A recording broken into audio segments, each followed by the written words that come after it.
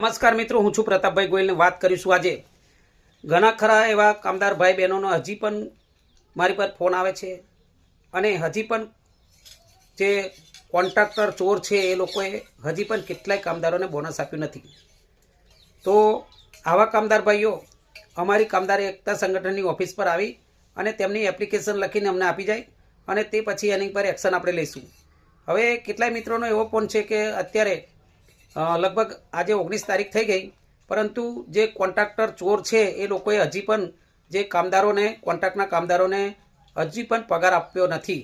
તો આવા કોન્ટ્રાક્ટરોને સાવધાન કરું છું કે તમે ચેતી જજો, નહીં તો તમારી પર કડકમાં કડક કાર્યવાહી કરવામાં આવશે અને પછી એનો દોષ તમે કામદારો પર ના લેતા, કારણ કે તમે લોકો પોતાનું વ્યાજ ખાવા માટે કામદારોને પગાર આપતા નથી.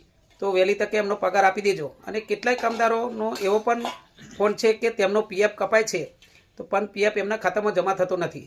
તો આવા પણ જે કોન્ટ્રાક્ટર ચોર લોકો છે તે પણ સાવધાન થઈ જજો, કારણ કે અમે એક એવી સંસ્થા ચાલુ કરી છે કે જેનો પીએફ જમા ના થતો હોય તે ડાયરેક્ટ અમારો કોન્ટેક કરશે અને અમે તેમની પર લીગલ પ્રોસેસના પગલાં લઈશું.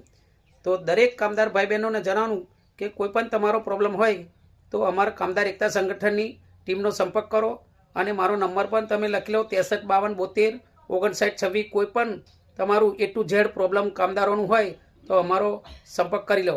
જય માતાજી, જય શ્રી કૃષ્ણ.